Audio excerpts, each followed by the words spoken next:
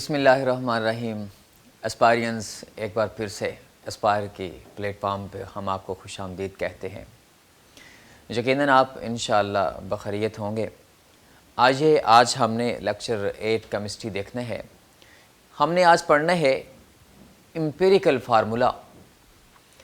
एक तो total formula होता है जिसमें H2O पता लग रहा है कि 2 हाइड्रोजन के एक ऑक्सीजन का एटम है एक मॉलिक्यूल के अंदर।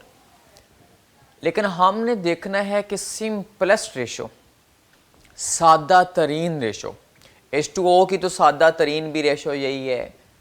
अब एक ऐसा फार्मूला जो क्या बताता है, सिंपलेस्ट होल नंबर रेशो बताता है, उसे एम्पिरिकल फार्मूला कहते हैं। जो पूरा सही फार्मूला होता है जिसमें टोटल नंबर ऑफ एटम्स पता लगते हैं, ये हम अगले लेक्चर में इंशाल्लाह पढ़ेंगे, उसे मॉलिक्यूलर फार्मूला बोलते हैं। लेकिन जो सिर्फ सिंपलेस्ट रेशो बताए कि सादा तरीन एटम्स की आपस में क्या निस्बत है, कितने परसेंट कौन है और कितने परसेंट कौन है, वो फार्मूला, उसे एम्पिरिकल फार्मूला कहते हैं। तो इसकी डेफिनेशन आपके सामने नजर आ रही है कि the simplest whole number ratio of atoms, एक ऐसा formula which gives the simplest whole number, इसलिए कहा कि वो इशारिये में नहीं होनी चाहिए। तो हमारे पास सिंपलेस्ट रेशो बताने वाला फार्मूला क्या कहलाता है, एम्पिरिकल फार्मूला कहलाता है। ये इसकी डेफिनेशन होगी। फॉर एग्जांपल आपके सामने एक फार्मूला लिखा आया है कि AX/BY, इसका मतलब A एक एलिमेंट है, उसके X एटम्स हैं, B एक एलिमेंट है, उसके Y एटम्स हैं। जो सिंपलेस्ट रेशो बताए ऐसे फार्मूला को हम क्या कहते हैं, एम्पिरिकल फार्मूला कहते हैं। तो हमारे पास अभी एक और एग्जांपल देखते हैं। आपके सामने एग्जांपल आ गई है ग्लूकोज की। तो वैसे ग्लूकोज के अंदर टोटल जो एटम्स होते हैं, कार्बन के 6 हैं, हाइड्रोजन के 12 हैं, ऑक्सीजन के 6 हैं। लेकिन अगर इसे सादा तरीन करके देखा जाए, सादा तरीन का मतलब सिंपलेस्ट होल नंबर इसलिए बोला है कि क्योंकि पॉइंट की बात नहीं करनी, इशारिये की बात नहीं करनी, फ्रैक्शनल वैल्यू की बात नहीं करनी, पूरा डिजिट होना चाहिए। होल नंबर मीन 2 होना चाहिए, 2.1 नहीं होना चाहिए, 3 होना चाहिए, 3 पॉइंट समथिंग नहीं होना चाहिए। लिहाजा होल नंबर एटम्स की रेशो बताने वाला फार्मूला क्या कहलाता है, एम्पिरिकल फार्मूला कहलाता है। तो अगर इसको सिंपल करें तो इसे कट कीजिए, 6 है, ये 12 है, ये 6 है, इसे कट कीजिए तो ये 1 हो गया, ये 2, ये हमारे पास 1, ये हमारे पास 2 और ये भी 1 लिखने की जरूरत नहीं होती। तो ये सादा तरीन रेशो बताता है। क्या बताता है? असल में सादा तरीन रेशो, यहाँ से हमें क्या फ़ायदा क्या हुआ इसका फ़ायदा ये हुआ कि ये सिंपलेस्ट रेशो बता रही है कि अगर एक एटम कार्बन का हो और उसमें 2 हाइड्रोजन के एटम हो, एक ऑक्सीजन का एटम हो, तो फिर है वो ग्लूकोज। वो तो देखें C6H12O6, वो टोटल एटम्स हैं। लेकिन सिंपलेस्ट रेशो का मतलब है क्या है, आपस में एटम्स का हम कंपेयर करते हैं। कंपैरिजन का मतलब मुवाजना। हम आपस में देख सकते हैं कि अगर इतने एटम इसके हैं तो दूसरे के इतने एटम हैं, तो तीसरे के इतने एटम्स हैं। इसी तरीके से एक और एग्जांपल देखते हैं हमारे पास।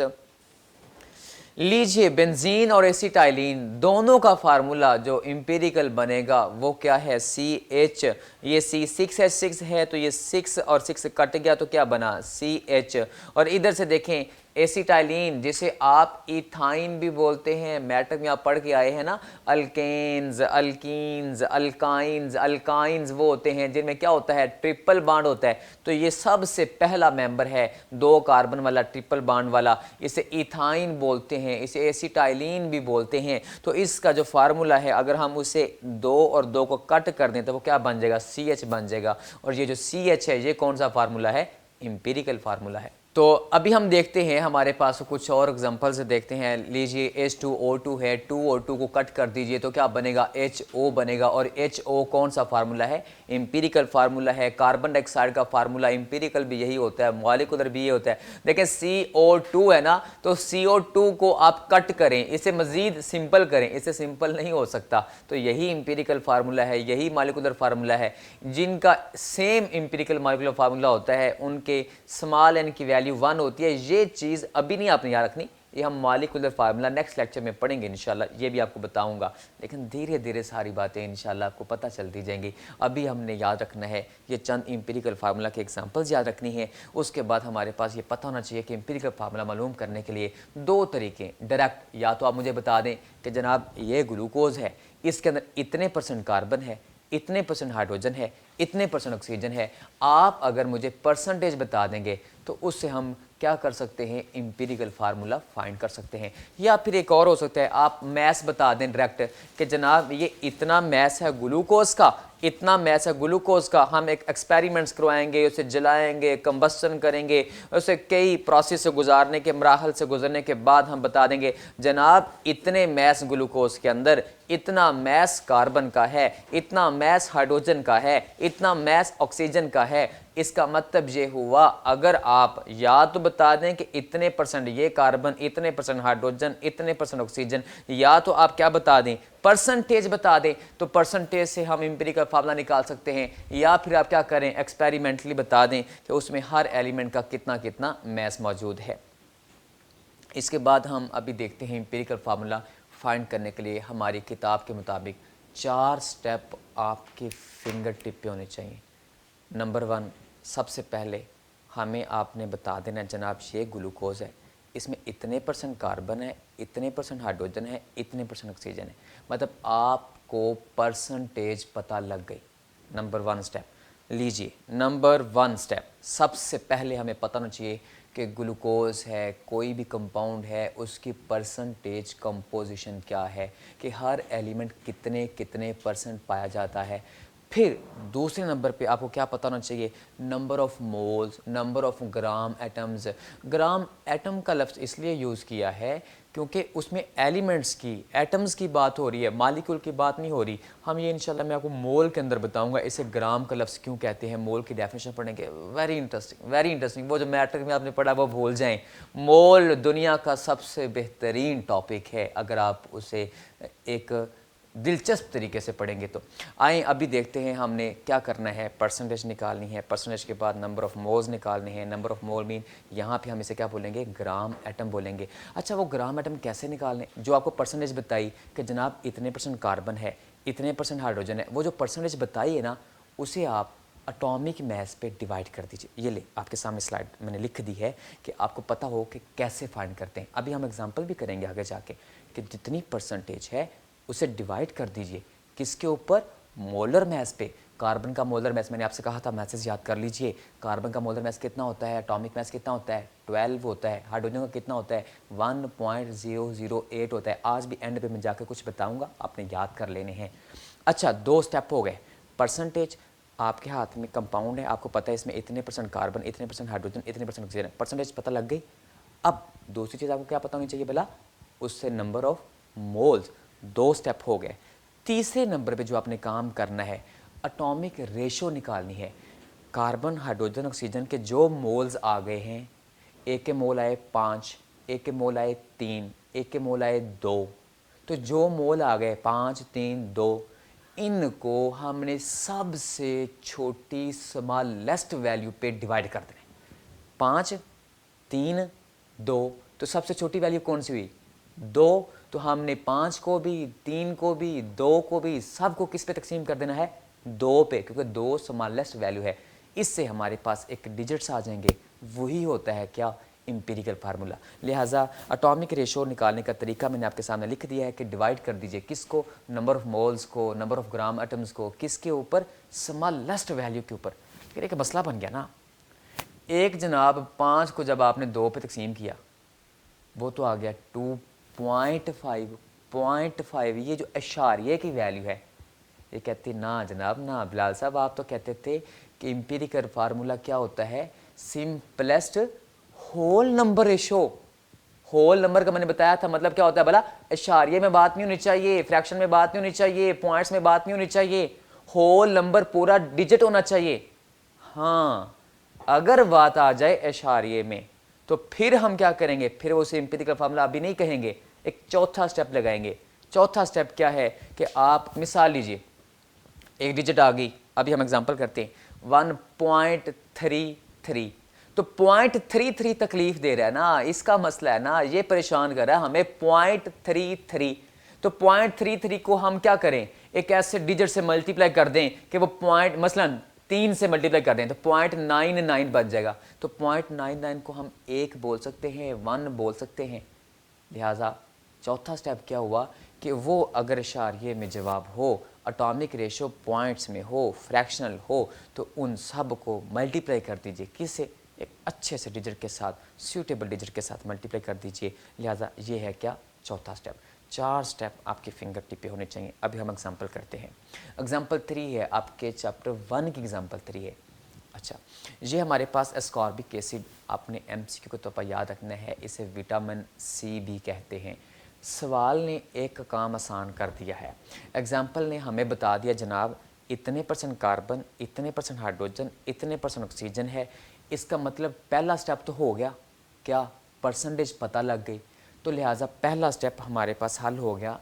ये लीजिए मैंने साथ लिख दिया है स्टेप 1, ये पहले ही हलशुदा है। हमारे पास सवाल में, क्वेश्चन में, एग्जाम्पल में बताया हुआ है कि इतने इतने % उसके अंदर ये एलिमेंट्स पाए जाते हैं। परसेंटेज आ गई। दूसरा स्टेप क्या था बोला, याद कीजिए, number of mole, number of gram atom. और नंबर ऑफ मोल कैसे निकालनी है बोला हमने, जो उसकी परसेंटेज दी गई है, क्योंकि वो मैसेज में दी गई है, परसेंटेज के हिसाब से दी है। मैंने पिछले लेक्चर में बता चुका हूं परसेंटेज क्या होती है, 100 ग्राम के अंदर, मतलब ये असल में 100 ग्राम में से एक हिस्सा है। मतलब मैं अगर कहूं कि 40.92% कार्बन है, तो इसका मतलब ये 100 ग्राम अगर एस्कॉर्बिक एसिड है तो उसके अंदर 40.92% कौन है, 92, मतलब मैंने आपको बताया था इशारिये के बाद एक अलग-अलग पढ़ना करना है। 0.92% ये कौन है, कार्बन है। इसी तरीके से परसेंटेज जब पता लग गई तो हमने इन मैसेज को डिवाइड कर देना है किसके ऊपर, मोलर मैस पे। तो वो क्या निकलेंगे, नंबर ऑफ मोल्स। लीजिए दूसरा स्टेप निकालते हैं, परसेंटेज। दूसरा step number of gram atoms. Number of gram atom मैंने आपके सामने सारे हल कर दिए, चेक कीजिए। ये देखें परसेंटेज दी हुई है कार्बन की, ये परसेंटेज दी हुई है हाइड्रोजन की, ये देखें परसेंटेज दी हुई है किसकी, ऑक्सीजन की। अच्छा, मोलर मैस आपके सामने के लिए मैंने लिख दिए। कार्बन का मोलर मैस कितना होता है 12, हाइड्रोजन कितना होता है 1, ऑक्सीजन कितना होता है 16। तो इसका मतलब ये हुआ कि जितनी परसेंटेज है उसे मोलर मैस पे डिवाइड कर दिया, जितनी परसेंटेज है मोलर मैस पे डिवाइड कर दिया, जितनी ये परसेंटेज है उसे मोलर मैस पे डिवाइड कर दिया। ये लें ग्राम एटम आ गए, नंबर ऑफ मोल्स आ गए।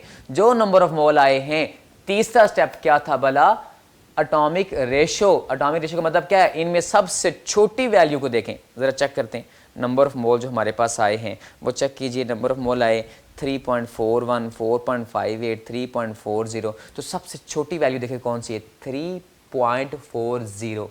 वो जो सबसे पहली है वो 3.41 है। तो छोटी वैल्यू कौन सी हुई, 3.40। तो इसका मतलब सबसे छोटी वैल्यू पे तमाम मोल्स को डिवाइड कर दीजिए, एटम्स की आपस में रेशो निकल आएगी, सिंपलेस्ट, सादा तरीन। अच्छा देखें हमारे पास जवाब आ गया 1.33। अब ये परेशान कर रहा है।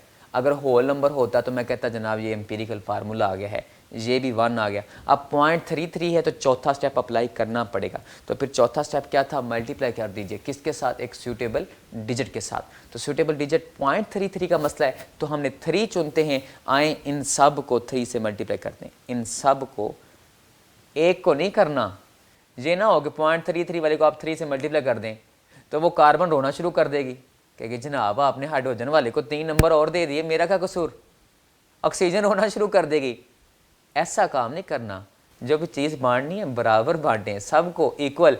इसका मतलब इन सब को क्या कर देना है, हमने 3 से मल्टीप्लाई कर देना है। तो लीजिए हमारे पास आंसर आ गया C3H4O3। ये फार्मूला आपको MCQ के तौर पर याद होना चाहिए, विटामिन सी का एस्कॉर्बिक एसिड का फार्मूला है। अच्छा, एक के बाद हमने ना एक एक्सरसाइज का क्वेश्चन भी देखना है। एक्सरसाइज का क्वेश्चन नंबर 16, इथाइलिन ग्लाइकोल। ये MCQ के तौर पर आपने याद रखना है। ये ऑटोमोबाइल्स के अंदर, गाड़ियों के अंदर एंटी फ्रीज के तौर पर इस्तेमाल होता है। अच्छा, इसमें परसेंटेज दी हुई है तो पहला काम तो हो गया, परसेंटेज दी हुई है। तो अभी दूसरा स्टेप लगाते हैं। लीजिए स्टेप 1 क्लियर, परसेंटेज। दूसरा स्टेप क्या आएगा, ग्राम एटम। ग्राम एटम कैसे निकालने हैं अभी बता के आया हूँ। जो परसेंटेज दी है उसे तकसीम कर दीजिए, डिवाइड कर दीजिए किसके ऊपर, एटॉमिक मैस पे, मोलर मैस पे।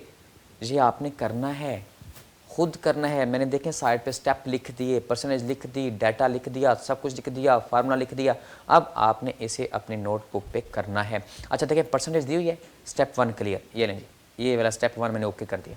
स्टेप 2 क्या है, number of moles, gram atom. कैसे निकालें भला, जो परसेंटेज है उसे डिवाइड कर दीजिए। कार्बन के लिए हम परसेंटेज को डिवाइड करेंगे कितने पे भला, 12 पे, 12 पे। हाइड्रोजन के जो परसेंटेज है उसे डिवाइड करेंगे कितने पे भला, 1.008 पे। अच्छा ऑक्सीजन की जो परसेंटेज है उसे डिवाइड करेंगे कितने पे भला, 16 पे, 16 पे, क्योंकि उसका मैस होता है मोलर मैस, एटॉमिक मैस होता है। अच्छा तीसरे स्टेप पे क्या करेंगे, एटॉमिक रेशियो। एटॉमिक रेशियो कैसे निकालते हैं भला, जो मोल्स निकलेंगे अब ये भी स्टेप 2 के अंदर, उनमें सबसे छोटी वैल्यू को देख के उन सब को उस पर तकसीम कर दीजिए, डिवाइड कर दीजिए। अगर तो आ जाए होल नंबर तो एम्पिरिकल फार्मूला, और हाँ अगर आ जाए इशारिये में, पॉइंट में, तो फिर उसे मल्टीप्लाई करेंगे किसके साथ, एक सूटेबल डिजिट के साथ। आज जो हमने पढ़ा है, आपने जो क्वेश्चन याद रखने हैं वो कौन से क्वेश्चन याद रखने हैं, एम्पिरिकल फार्मूला क्या होता है, एग्जांपल्स देनी है। इसी तरीके से आपने कुछ याद रखने हैं, 4 स्टेप, कौन कौन से वो 4 स्टेप हैं जिससे हम एम्पिरिकल फार्मूला फाइंड कर सकते हैं। ये 4 स्टेप ऐसे फिंगर टिप पे होने चाहिए आपके। उसके बाद हमारे पास एग्जाम्पल 3 याद रखनी है और एक एक्सरसाइज का क्वेश्चन नंबर 16 याद रखना है। हमारे साथ रहिए, क्लासेस को एंजॉय करते रहिए, फिर दोबारा मुलाकात होगी। अपना बहुत सा ख्याल रखिए। याद रखिए जो एस्पायर आपके लिए कर रहा है, ये आपने इंशाल्लाह 1-2 दिन में एक बड़ी कमाल का काम हो जाएगा। उसमें हम ये कर रहे हैं कि आपके लिए ना एक ऐसी पोर्टल पे शायद दे देंगे कि आप असाइनमेंट हल करके वहाँ पे अपलोड कर सकेंगे इंशाल्लाह। और ये भी मैंने एक दिन पहले बताया था कि ये टेस्ट होने हैं, आगे जाके कि टेस्ट वीक आएगा तो हमने उसमें टेस्ट लेने हैं ऑनलाइन। इससे रोज़ाना जो आप पढ़ते हैं इसे अपने पास नोट करते जाइए। ये सारी ज़िंदगी का सासा है, एसिड है, इकट्ठे कीजिए। और उसके बाद आपने क्या करना है, इसे बार बार लिखना है, बार बार प्रैक्टिस करनी है। और हाँ, ये जो आपको सबसे एंड पे क्वेश्चन बताया है, इसे आपने खुद हल करना है। एम्पिरिकल फार्मूला के जितनी एग्जांपल्स दी हैं वो आपकी फिंगर टिप पे होनी चाहिए। और इसके अलावा एक बात याद रखनी है, एम्पिरिकल फार्मूला और मॉलिक्यूलर फार्मूला में एक सबसे बड़ा मेजर डिफरेंस, मॉलिक्यूलर फार्मूला जो होता है ना वो हम पढ़ेंगे, वो बताता है क्या बोला, टोटल एटम, टोटल जितने हैं C6H6 बेंजीन, कहते जनाब 6 कार्बन 6 हाइड्रोजन। लेकिन अगर मैं उसे कट करके CH बना दूं एम्पिरिकल फार्मूला, तो अब समझ आ रहा है वो 6 वाली बात तो टोटल हो गई ना, लेकिन CH बताता है जनाब एक मॉलिक्यूल के अंदर एक एटम कार्बन का है, एक एटम ऑक्सीजन का है, मतलब 50% एटम उसके हैं, 50% एटम उसके हैं।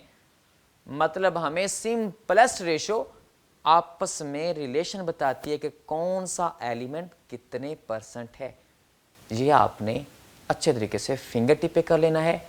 ये लॉन्ग क्वेश्चन भी आ सकता है। 4 स्टेप है ना, 4 स्टेप। सबसे पहले क्या था, percentage, number of gram atoms, फिर एटॉमिक रेशो, फिर अगर इशारिये में हो तो फिर multiply with the suitable digit. 4 step हैं, इसलिए जिस चीज़ के 4 से 5 स्टेप बन जाते हैं ना वो लॉन्ग क्वेश्चन बन सकता है। वैसे आपको बताया कि पहले चैप्टर 1 में से लॉन्ग क्वेश्चन कौन सा आया करता था, न्यूमेरिकल। आप अपना ख्याल रखिए, बहुत शुक्रिया, थैंक यू, अल्लाह हाफिज़।